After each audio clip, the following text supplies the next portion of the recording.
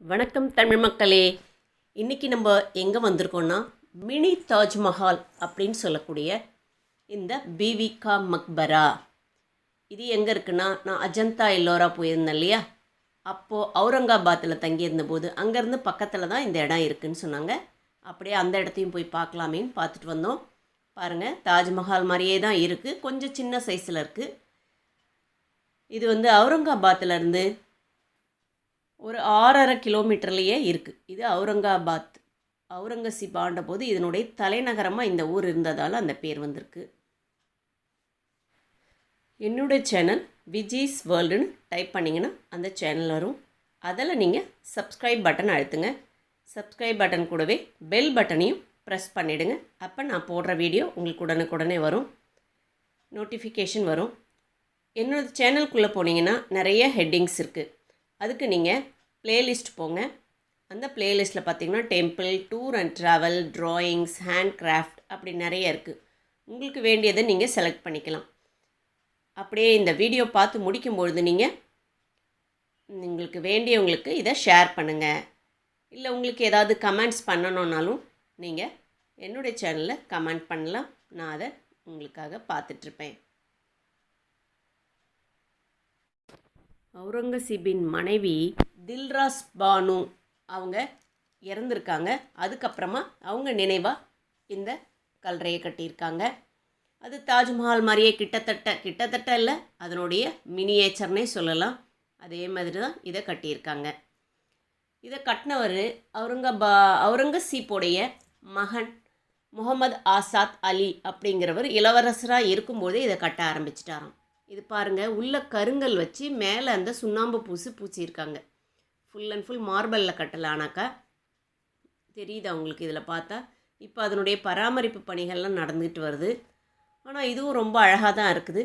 நம்ம தாஜ்மஹாலை பார்த்துட்டு இதை பார்க்கும்போது இது குறைவாக நமக்கு தெரியலாம். அப்போவே இதனுடைய பொருட்செலவு 7 லட்சம் கிட்டத்தட்ட செலவு பண்ணி இதை கட்டியிருக்காங்கன்றாங்க. இங்கே பாருங்கள், இந்த இடம் எவ்வளோ அழகாக இருக்குன்னு. இதில் இந்த கருங்கல் உங்களுக்கு தெரியும் பாருங்கள். அதுக்கு மேலே அந்த சுண்ணாம்பு பூசி இப்போவும் அதில் மேலே அந்த முட்டையோட வெள்ளைக்கலவை வச்சு அந்த வேலை செய்துட்ருந்தாங்க. நாங்கள் போகும்போது பார்த்துட்டு இருந்தோம். நான் இந்த ஆகஸ்ட் மாதம்தான் இது போனேன். அதை சுற்றி இருக்கிற இடங்கள் எவ்வளோ அழகாக இருக்குன்னு பாருங்கள். அந்த ஜன்னலெல்லாம் இருக்கு இல்லையா, அதெல்லாம் மார்பலில் பண்ணியிருக்காங்க. கீழே முன்னாடி, அதாவது மேலே அந்த தெரியக்கூடிய வடிவங்கள்லாம் மார்பலில் பண்ணி ஃபினிஷ் பண்ணியிருக்காங்க. உள்பக்கம்தான் வேறு அந்த சுண்ணாம்பு மாதிரி பூசியிருக்காங்க. இந்த ஜன்னல் இது மாதிரி. இதனுடைய என்ட்ரன்ஸ் டிக்கெட் 25 ரூபா. எல்லா நாளும் திறந்திருக்கும், க்ளோஸ்டு டேஸே கிடையாது. காலையில் 8 மணிலேருந்து சாயந்தரம் 6 மணி வரைக்கும் இதுக்குள்ளே நம்ம போகிறதுக்கு அனுமதி உண்டு. இங்கே பாருங்கள், இந்த வேலைப்பாடெல்லாம் ரொம்ப அழகாக இருக்குது. மார்பல் யூஸ் பண்ணி அதிலே கலர் கல்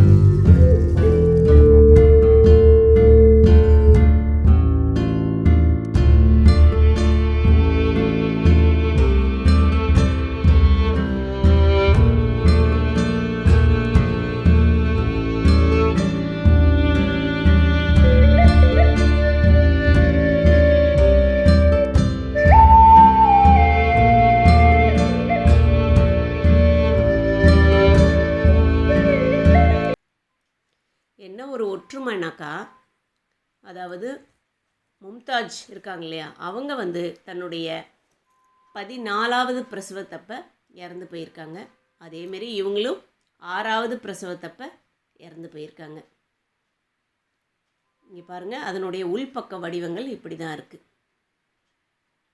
அங்கெல்லாம் கேமரா எடுக்க விடுறாங்க, அதனால நான் எடுத்திருக்கேன். இது அவங்க இருக்கிற நினைவு சின்னம், அவங்க புதைக்கப்பட்ட இடம். அது சுற்றி நிறைய காயின்லாம் போட்டு வச்சுருக்காங்க. அது அப்படியே ஒரு ரவுண்டு வரலாம், நம்ம சுற்றி வரலாம். கிட்டத்தட்ட அதனுடைய வடிவமைச்சவர் தான் இதையும் வடிவமைச்சார் அப்படின்னு சொல்கிறாங்க. சேம் டு சேம் தான் பண்ணியிருக்காங்க. ஆனால் அதோட இல்லாமல் நல்லா கொஞ்சம் சிக்கனமாக செலவு பண்ணி பொருட்செலவு கம்மிப்படுத்தி அதேமாரி ஒரு கல்லறையை அவர் கட்டியிருக்கார். அவுரங்கசீப் தன்னுடைய வாழ்க்கையில் நிறைய போருக்காக தான் செலவு பண்ணாருன்னு சொல்கிறாங்க. ஆனால் இப்படி ஒரு இதையும் கட்டியிருக்காருங்கிறது எனக்கு அங்கே போனதுக்கப்புறம் தெரிஞ்சுக்கிட்டேன். இதனுடைய வெளிப்பக்கம் இப்போவும் பராமரிப்பு பணிகள் நடந்துக்கிட்டே இருக்கு.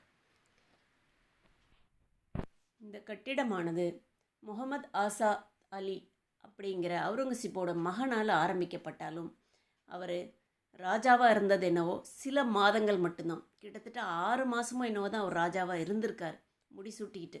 அதுக்கப்புறம் அவருடைய ஒன்று விட்ட சகோதரன் மூலமாகவே படையெடுத்து அவர் இவருடைய மகன்களை எல்லாம் கொன்றுவிட்டு அவர் ராஜாவாயிட்டாருன்றாங்க. அப்படி தானே அந்த ராஜா காலத்தில் எல்லாமே நடந்திருக்குது. அவருக்கு அடுத்தவர் வாரிசு வரும்போது இவர் போயிட்டார். என்ன ஒன்று, அவருடைய காலத்தில் தன்னுடைய தாய்க்காக இவ்வளோ அழகான ஒரு கட்டிடத்தை அமைச்சார். அதனால் அவருடைய பெயர் இன்றும் நிலைத்திருக்கிறது. இவர் தான் அந்த முகமது ஆசாத் அலி.